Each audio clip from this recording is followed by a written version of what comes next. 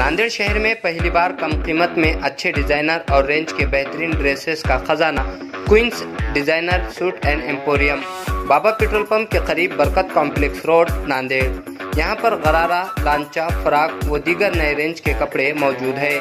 यहाँ पर बड़े शहरों से मुंबई, हैदराबाद, सूरत, लखनऊ से चुनिंदा फैशनेबल कपड़े एक ही छत के नीचे दस्तयाब किए गए हैं। एक बार जरूर तशरीफ लाए प्रोप्रायटर मोहम्मद आमिर। मागच्या वर्षी भी हीच परिस्थिती होती आणि मागील 25 वर्षापासून हीच परिस्थिती नांदेड शहरामध्ये आहे आणि एक हाती सत्ता दिल्यामुळे महापालिकेमध्ये म्हणून नांदेडच्या जनतेला त्रास सहन करावा लागतो। मागच्या वर्षी 2 कोटीचे खड्डे बुजवण्याचं काम करण्यात होतं, ते आतापर्यंत अपुरे आहे।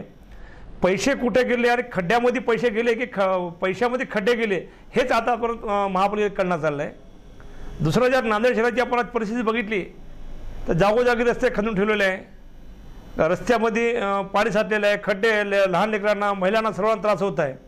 म्हणून आम्ही आयुक्तांना पत्र दिलो की 2 दिवसात जर तुम्ही खड्डे बुजवले नाही तर आम्ही आपल्या विरोधात भाजपतर्फे आम्ही आंदोलन करणार अशी आज आम्ही आयुक्तांना आम्ही पत्र दिलेलो आहोत। जनतेला याच्यात नाहक त्रास सहन करावा लागत आहे खड्ड्यामुळे, विरोधी पक्षनेता म्हणून आपण काय करणार? आता जनतेमध्ये काय चर्चा आहे मी ते तुम्हाला सांगतो। नांदेडची जनतेवर म्हणण्याची ही वेळ आली आहे, काय ते नांदेड, काय तो रस्ते, काय त्या रस्त्यामध्ये ते खड्डे, त्या खड्ड्यामध्ये काय ते पाणी आणि कुठे गेली ही निधी, सर्व काही अलबेल ओके ओके, फक्त काँग्रेससाठी ओके अशी नांदेडची जनता म्हणत आहे आणि नांदेडच्या जनतेच्या नशिबात शेवटी खड्डेच आहे।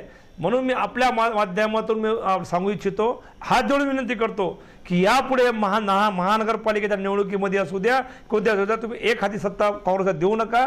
एकदा तुम्ही भारतीय जनता पार्टीच्या लोकांना निवडून द्या आणि नांदेड सुजलाम विकास कसा होईल याची पूर्ण जबाबदारी आमच्या पक्षाच्या नेत्यांची आणि आमची सर्वांची राहील।